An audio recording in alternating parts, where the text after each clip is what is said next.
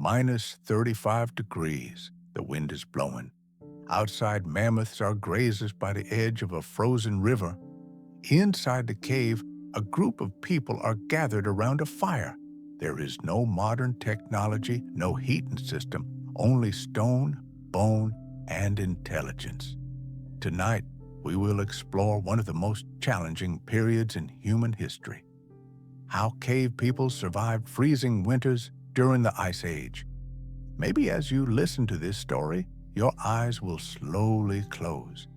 Maybe your breathing will become calmer, deeper.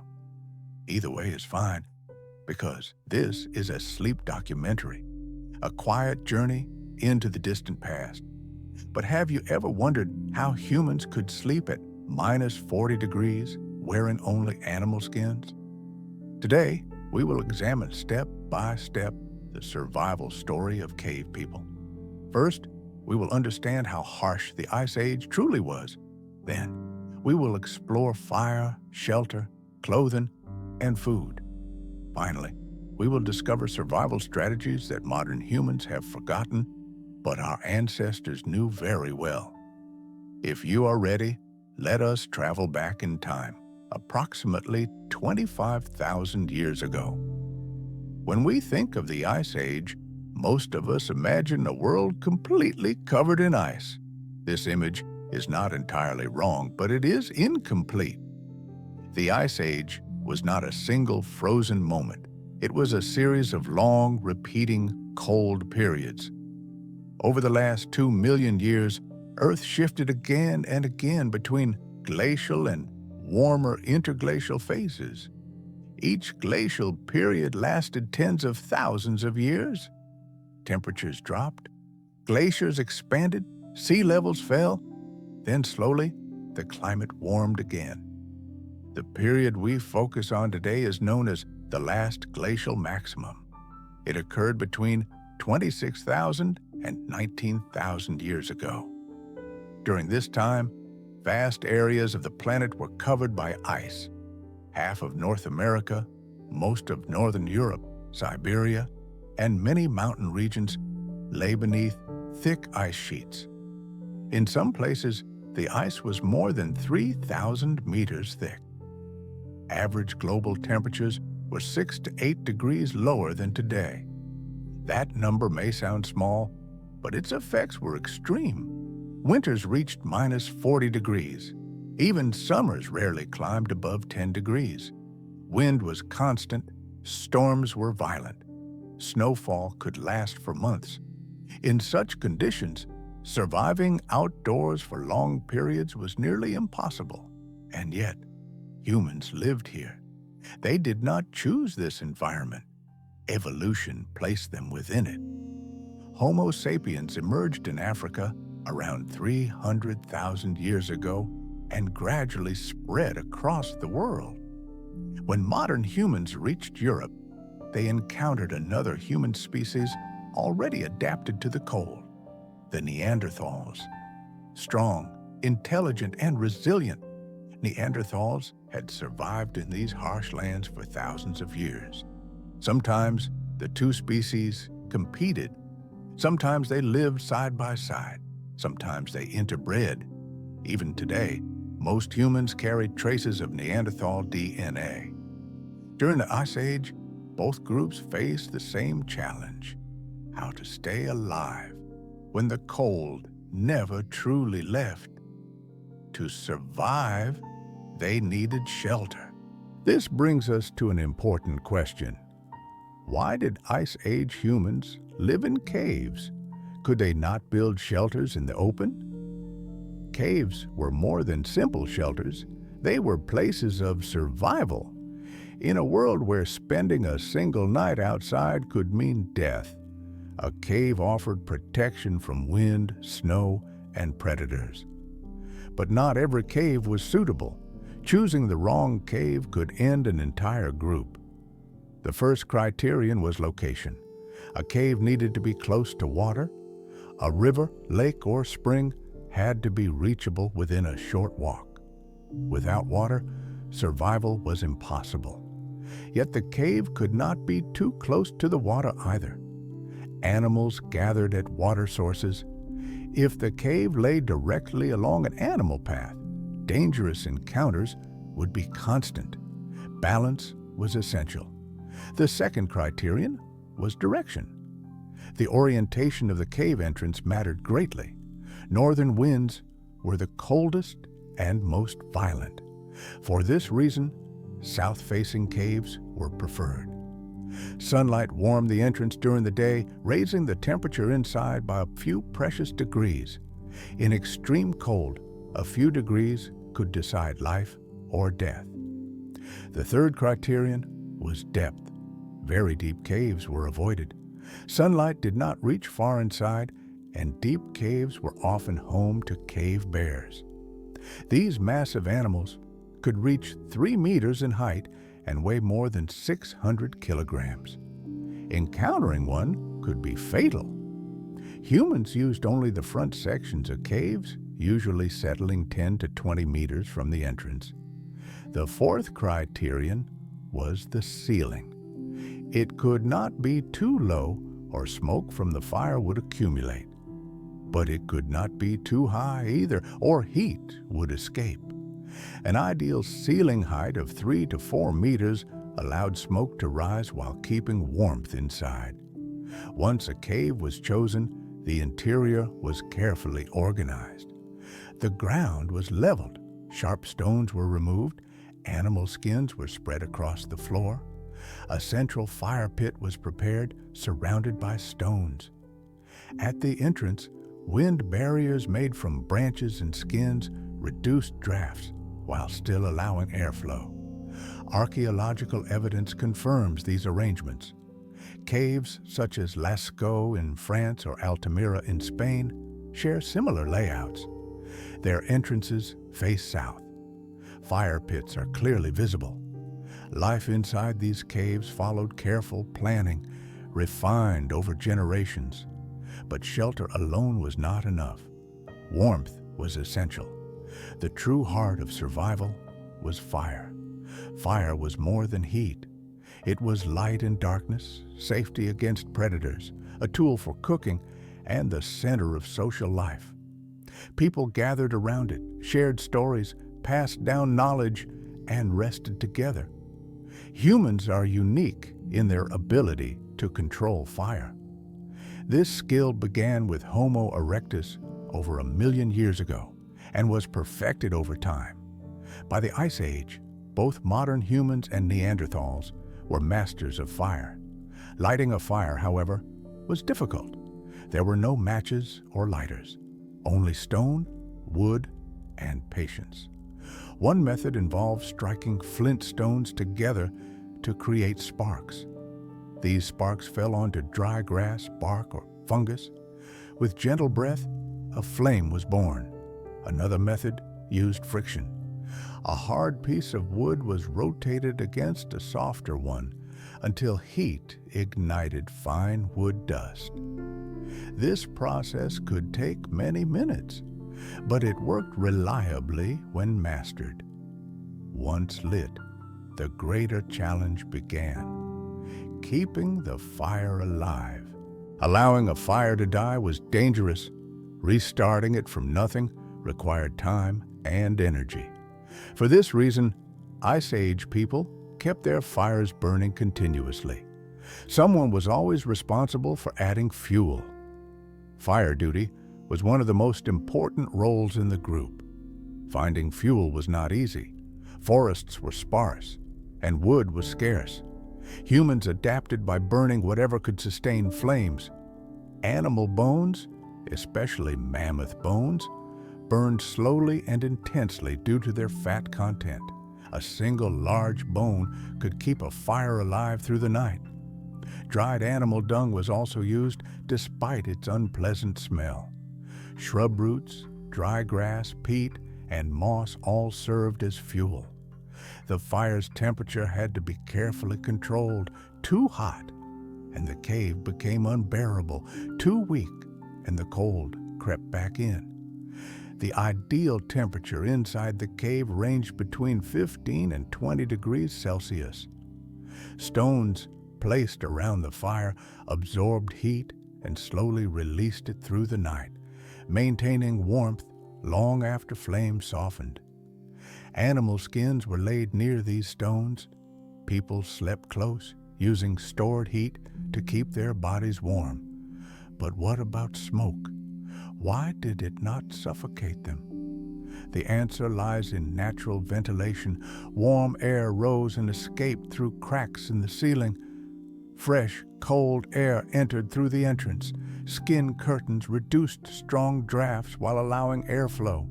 This natural system prevented smoke buildup. Fire was also used for cooking. Cooked meat was easier to digest and safer to eat. Parasites and bacteria were destroyed by heat. Some plants were poisonous when raw but safe once cooked. Simple cooking methods were used. Meat was roasted over open flames or cooked on heated stones. Another technique involved placing hot stones into skin bags filled with water, creating a primitive boiling method. Fire also protected humans from predators. Cave lions, hyenas, and wolves hunted at night, but feared flames and light. This is why the fire never went out after sunset. Even with fire and shelter, survival was impossible without proper clothing. At minus 40 degrees, an unprotected human body could not survive long. Hypothermia would begin within minutes. There was no fabric, no woven cloth. Clothing was made entirely from animal skins. Raw skins, however, rotted and stiffened quickly. They had to be processed. After an animal was hunted, its skin was carefully removed with stone knives. Fat and tissue were scraped away. The skin was stretched and dried for days. To soften it, people used animal brains, rich in natural oils, or even urine, which contained compounds that made the skin flexible. Stone scrapers removed remaining tissue. Fur could be left on for warmth or scraped off for lighter garments. Needles were made from bone, often bird bone, drilled carefully with stone tools. Thread came from animal sinew, strong and flexible when wet.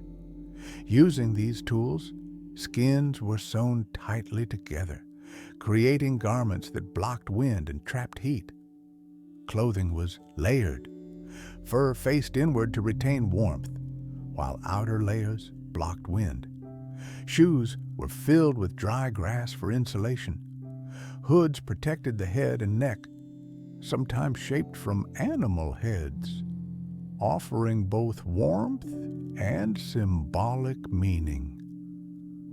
With clothing, fire, and shelter combined, humans could finally rest through the frozen nights. Clothing kept the body warm, but survival depended on more than warmth alone. Humans also needed food, and during the Ice Age, finding food was a daily struggle. Cold environments demanded high energy. To stay warm, the human body burned calories constantly. An adult needed far more food than modern humans do today. Food sources during the Ice Age can be divided into three main groups: meat, plants, and fish. Of these, meat was the most important. It provided protein, but more importantly, fat. Fat was essential. It fueled the body and insulated vital organs against the cold. Large animals roamed the frozen landscapes. Mammoths were the most valuable prey. A single mammoth could provide several tons of meat and fat, enough to sustain a group for months. But hunting mammoths was extremely dangerous. These massive animals stood 3 meters tall and could easily kill a human with a single charge. Mammoth hunts required careful planning and cooperation. Hunters targeted old, weak, or injured animals. The herd was disturbed using noise, fire, and movement. Once separated, the chosen mammoth was driven until it became exhausted. Sometimes it was forced toward cliffs or soft ground. Spears with stone or bone tips were thrown repeatedly. No single spear killed the animal. Bleeding and exhaustion slowly weakened it. When the mammoth finally fell, the entire group participated in butchering. Nothing was wasted. Meat, fat, organs, bones, skin, and fur were all used. Meat was dried in the cold wind, frozen naturally, or preserved with salt where available. Frozen meat could last for months, creating a natural storage system provided by the Ice Age itself. Smaller animals were also hunted. Reindeer, bison, horses, and wild cattle were common prey. Reindeer were especially important. They migrated in large herds along predictable routes. Hunters learned these paths and prepared traps in advance. Pit traps were dug and camouflaged. When an animal fell in, it was killed with spears. Small animals such as rabbits, birds, and squirrels supplemented the diet. They were caught using snares made from sinew or plant fibers. Though small, they provided valuable calories. Bones were cracked open to extract marrow, one of the most nutritious foods available. Marrow was rich in fat and essential nutrients. Bones were also boiled to create broth, producing warm, nourishing soup during long winters. Plants were harder to find, but not impossible. Roots could be dug from beneath snow. Some tree barks were edible and used in soups. During summer months, berries, fruits, and mushrooms were gathered and dried for winter. Plants were also used as medicine. Certain herbs reduced pain, inflammation, or infection. Fish provided another important food source. Rivers and lakes remained active beneath ice. Fish were caught using spears or simple nets woven from sinew. Fish could be eaten fresh, dried, or frozen for later use. With food secured, the group could endure the long winters. But survival also depended on health. Life during the Ice Age was dangerous. Injuries were common. There were no hospitals, no antibiotics, no modern medicine. Even a small wound could become deadly if infected. Yet humans developed ways to care for one another. Wounds were cleaned with water and treated using plant-based substances. Some plants contained natural antibacterial compounds. Oak bark, for example, helped prevent infection. Wounds were wrapped in animal skin to keep dirt out. In some cases, maggots were intentionally used. Certain larvae consumed only dead tissue, cleaning wounds naturally. Broken bones were treated with surprising skill. Limbs were set back into place and supported with wooden splints tied with fibers. Archaeological evidence shows many healed fractures, proving that injured individuals were cared for rather than abandoned. Dental problems were common. Teeth cracked from chewing tough meat or breaking bones. When pain became unbearable, damaged teeth were removed using sharp stone tools. Painful, but sometimes necessary for survival. Childbirth was especially risky. Experienced women assisted births, guiding and supporting the mother. Infant mortality was high. Many children did not survive their first year due to cold, disease, or malnutrition. But those who did survive were resilient. Elders were rare but deeply respected. While many died young, some lived into old age. These individuals carried knowledge of seasons, hunting routes, and survival techniques. They were the memory of the group. Despite the harsh conditions, Ice Age humans were not only focused on survival. They created art, music, and meaning. Cave paintings appear across the world. Animals such as bison, horses, mammoths, and deer were painted with remarkable detail. Handprints marked cave walls, silent reminders of human presence. Paint was made from natural pigments mixed with fat. These paintings likely held symbolic or spiritual meaning. Some were painted deep inside caves, suggesting rituals. Small sculptures, such as Venus figurines emphasized fertility and life. Music existed as well. Bone flutes have been discovered, carefully crafted to produce sound. Music may have accompanied rituals or storytelling. Jewelry made from bones, teeth, and shells indicated identity and status. Burial practices suggest belief in an afterlife. Bodies were often buried with tools, ornaments, and food. Red ochre covered the dead, symbolizing blood, life, and renewal. Social structure was essential. Groups typically consisted of 30 to 50 individuals. Cooperation was necessary. Food was shared. Children, elders, and the injured were protected. Leadership was informal and based on experience rather than force. In the end, survival through the Ice Age was not achieved through strength alone. It was achieved through intelligence, cooperation, and adaptation. Humans learned to read nature, control fire, craft clothing, and support one another. Together, they survived minus 40 degrees with only stone, bone, and wisdom. They laid the foundations of the world we live in today. As this story gently fades, your breathing may slow. The fire still burns softly in the cave. Outside, the wind continues to blow across the frozen land. Nothing more is required of you now. You can rest. You are safe. Good night.